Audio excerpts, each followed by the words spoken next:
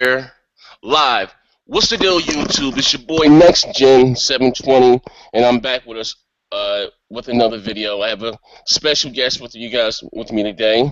I have the team behind Timelines, a new game coming to the Xbox One, EPX Games. You guys want to introduce yourselves?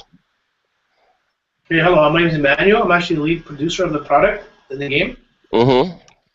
My name is Scott, and I'm the art director behind the game.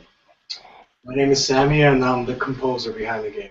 The composer. I got the big wigs here. Okay. Question: Where are you guys from? Where you guys from? Toronto, Canada. Canada. All right. You're still North America, right? Yep. Absolutely, keep it in North America. Still North America. Okay. So how long have you guys been making games? How long you been doing this? I started about maybe 4 years ago, and I started working on mobile games with iPhone, Android, and my first game was actually for Lane. All right. So you started. Wait. So you started on mobile, right? Yes, about 4 years ago, give or take. Okay. So that's a little 99-cent games. Now, let me ask you a question. Everyone wants to know. So, unless you get a game like, what's that? What was the big indie game last year? Sloppy Fish, whatever the creator was. Flappy Fish. Yeah. Flappy Bird. Yeah. Unless you get a big game like that, is it profitable to make games like that, or do you see more money making games for the PS4, Xbox One, or the Wii U? To be honest, I actually made enough profit to continue making games, to be honest, and then the games are more expensive than a lot for consoles, but there's profit in mobile as well. Okay. All right. Okay. All right. Okay. So, this game Timelines, is it an exclusive to the Xbox One, if I can ask, or is it also coming to the PlayStation 4? Well, currently we're working on our lead platform, coming out for PS4 and other consoles a few months down the road after it's initially released on the Xbox One. Oh, okay. All right. All right. So making a game, I guess it's going to be like an indie game. What does it take? How long, like the time frame? Does it months, years? Like, what's the turnaround? About under a year, give or take, on average. A little over a year. Okay. So like a lot of people, like I said, I have a lot of Xbox fans that come to my channel. How it is working with Microsoft, getting to meet Phil Spencer or Aaron Greenberg? How are those guys? I haven't met them yet, to be honest, and we're still kind of small though. So hopefully we meet them sometime this year. Oh okay, yeah, so you haven't met them yet. So question: So if somebody such as myself or someone watching this game, what does it take to become a game developer? Like what goes into it? A lot of studying and actually reading and stuff. There's actually a lot of programming. You have to be good at math as well. Oh, got to be good at math. Okay, so if I'm good at math, I'm good at reading. So what's the next step? Where do I go from there? Desire. You have to love playing games. You must have your own imagination. You have to be creative as well sometimes. Mm-hmm. Yeah. I would say the passion is a big drive. Okay, all right. We're all gamers ourselves, so that makes a difference as well. Oh, okay, so let me ask you this: how should I say this? What? Okay, I'm trying to be politically correct here. All right, so tell me something about Timeline. What do we have for it to look to? What kind of game is it? It's a card collecting game, kind of like Magic the Gathering and Hearthstone from World of Warcraft. Yes. So you've played them, I guess, before? Yeah, yes, I played them before. Yes. I can't say that's my favorite genre, but I know what you're talking about though. Okay. Hello, can you guys hear me? Yep. Yeah. I'm sorry. So Timelines is a game of like Magic Gathering. Correct. Okay. And has a lot of strategy involved in it as well. Okay, so if you guys are watching live now, I'm going to find a way to put the link to the trailer that he's given me, and that you guys can see the trailer. I'm going to share my screen with you guys, and I'm going to find a way so you guys can see the trailer live as we're going on there. So the game is Timeline. So when would this game be out, can you say? We're looking hopefully by the end of the year. End of 2015? Correct. That's where we're targeting at the moment. Okay. Are you allowed to talk price points now or no? Honestly, we're holding that back till next week's big announcement because we are holding a few things back right now. We can't really mention everything. Okay. All right. Fair enough. Is this something you want? besides timelines, is it something else you guys are working on, or this is just it right now? All your time and your energy is going into timelines. For now, it's pretty much timelines. Timelines. I'm Okay. focused on one project at a time to make sure quality. So, so question. So, a game like Timeline, I should say, how many people does it? How big is the team? Is it just y'all three, or It's is it us plus just 5 artists we have currently working as well with us. you have? I'm sorry. Say it again, sir. You have what? Us three plus 5 artists we have currently working with us. Okay. So you're a pretty small studio. So is there advantages at being a small studio, or or is it better off to be a big studio? Because we know, It's good because we're small, so we have more control over how the game turns out. It doesn't yeah. always to be middle managed sometimes. Okay. So the reason why I asked that because I see a lot of cutthroat stuff. We read this stuff. Naughty Dog got 1,000 layoffs. This one here got 1,000 layoffs. Yeah. Crytek, you know, what I mean, all we hear, like we read here on the internet, all these big companies going through all these um, massive layoffs. So, so is it does it benefit you being a small company with a small budget? You get to have more say, more hands on. Pretty much, yeah, it's pretty accurate. Mm. Okay, all right. A question too. Now here's a question for you guys. Now, being at your game, it's going to be digital only. Do you have a problem with DRM? Do you think DRM is the way to go, or what are your feelings and thoughts about DRM? I don't mind it to be honest. I'm pretty okay with it, as You long as know, it's not used too much. you know what? I got a lot of slack here on my channel because there's no secret. Um, you know, there's no secret that Microsoft was leading in spare with this whole DRM. But like I said, It was really they, done Mac. It wasn't really Microsoft. It was really him pulling the strings back then. yeah, yeah, but again, like I said, Microsoft said this is what the developers want, and hey, I get it. There's so many, how should I say? There's so many companies that we grew up with, Midway, Atari, all these companies went belly up because it's hard. I see what it is now because not only is EA competing against Activision, they're also competing against the GameStop, who's also selling their product. So that's like I said, a hard business to go. I mean, not only are we competing against each other, we also competing against the store that's responsible for selling our merchandise. And like I said, that is like a lose-lose situation. You know what I mean? I don't know. Like I said, today these games are becoming more expensive and more expensive. And like I said, used games, whether you like it or not, they are hurting the industry. You know. But you guys, like I said, you're small. You more or less won't have that problem. Um, you're digital only. So let me ask you a question. Now, your indie game, I guess you guys are indie developer. Are you guys going to take advantage of the Xbox One hardware? Is it going to push the hardware, or like far as graphics and visuals? How are we along those lines? It's more of a card game, so probably in the middle of the graphics. So we do plan using like smart glass technology and the Kinect as well for the game to make it Ah, different. oh, what they each did again. Okay, I got a few questions here. Coming up for my partner in crime, Crap Gamer. Um, I guess you're just tuning in. I guess a couple people missed the beginning part. Um, I want you, each one of you guys, if you don't mind, would you introduce yourself again? Because some people are just tuning in now. They had problems logging in, and what each of you did in the game. Okay, well, I'll start over here. My name is Sammy. I'm the composer for the game. I'm also working on the sound, doing all the design for all the sounds, next to actual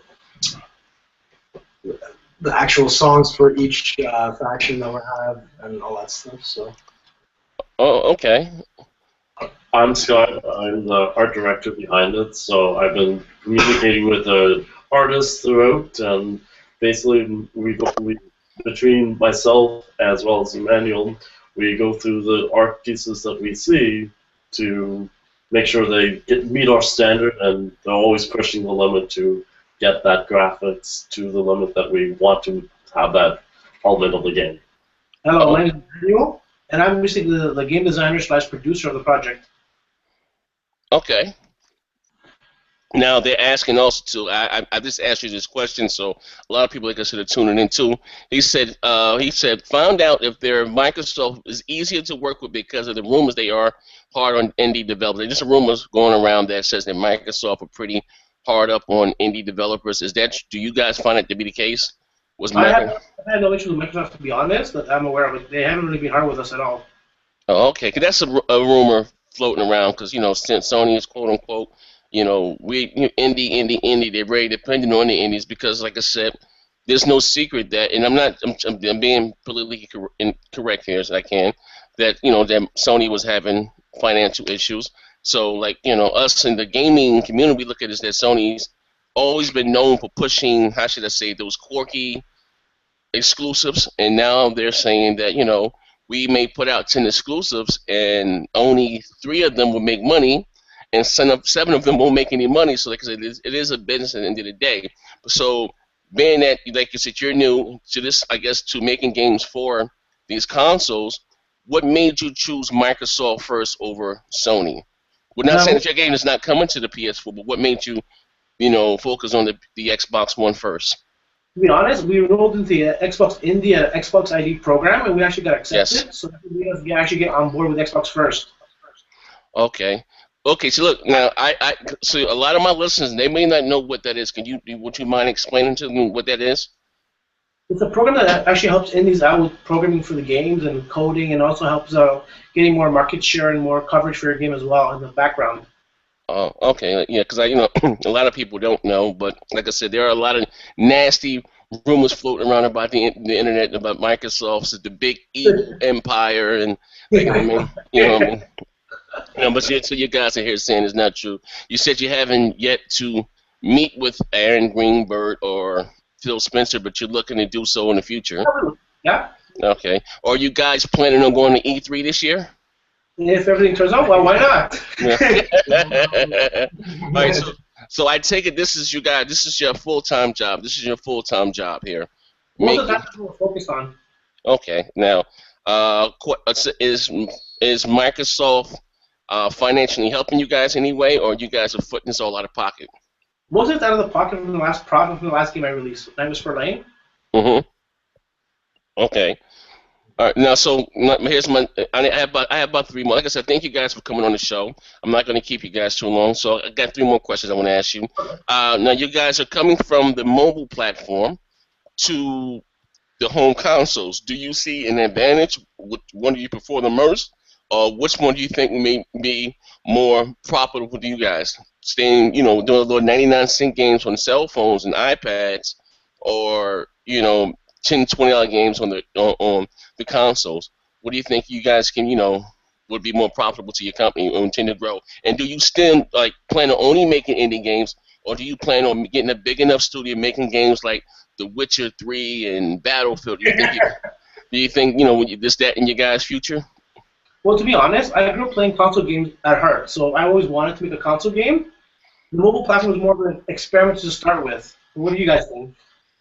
I would say console games, there's a lot of direction that these consoles and there's a lot of development that these consoles can go. As a consumer, I found there's not a lot of games right now, and the feedback I've had from friends is that there's not a lot of games in that market yet. So it's important for us going for console games. Okay. Okay. Well, I got 2 more questions for you guys in this week. I know, I'm sorry.